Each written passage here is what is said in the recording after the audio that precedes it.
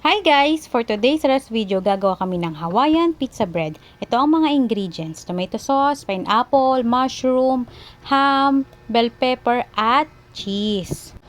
Una, nag-chop muna ako ng bell pepper. Square yung ginawa ko guys na pag-chop sa kanya para magkasya siya sa bread.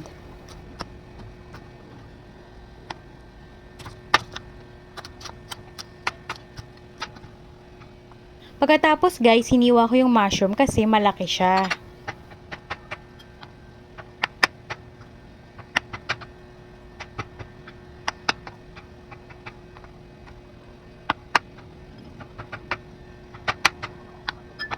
Pagkatapos nyan guys, hiniwa ko na rin yung ham ng pa-square.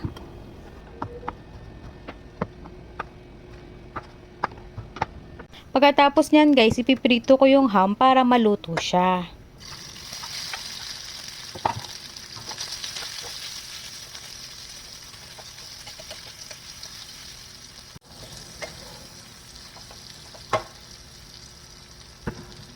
Pagkaluto ng ham, ang ginawa ko naman, nagbalat ako ng cheese tapos in-slice ko siya ng paganyan. Quick melt pala yung ginamit ko ditong cheese guys. Gawa na tayo ng pizza bread guys. Ganito lang kasimple yung mga ingredients niya. Una, naglagay muna ako ng tomato sauce. Tapos nakulangan pa ako dyan kaya nagdagdag pa ako ng isa pa. Pagkatapos kong lagyan yan, nilagay ko na yung pineapple. Pagkatapos ng pineapple, yung bell pepper, pagkatapos yung mushroom, and then yung ham. Tapos nilagay ko sa ibabaw yung cheese.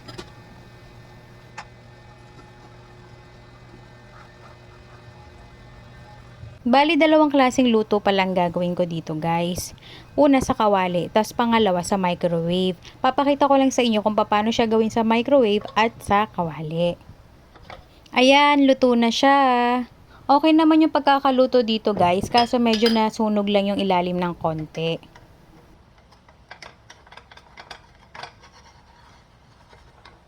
Comment naman kayo guys kung taga saan kayo para alam ko kung saan nakarating tong video.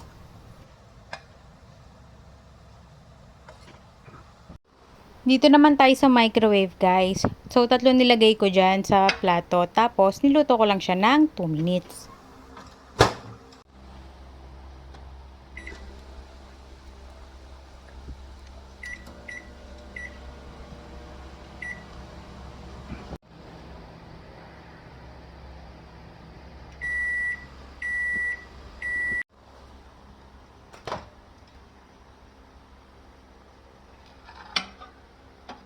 Ito na guys yung finished product ng pagkakaluto sa microwave.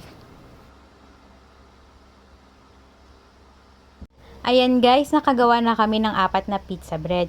Pero dahil may mga sobrang sangkap pa at paniguradong bitin ito, kumuha pa kami ng 3 dagdag na pizza bread. Sobrang sarap nito guys at sobrang cheesy. Madali lang siyang gawin at hindi pa masakit sa bulsa.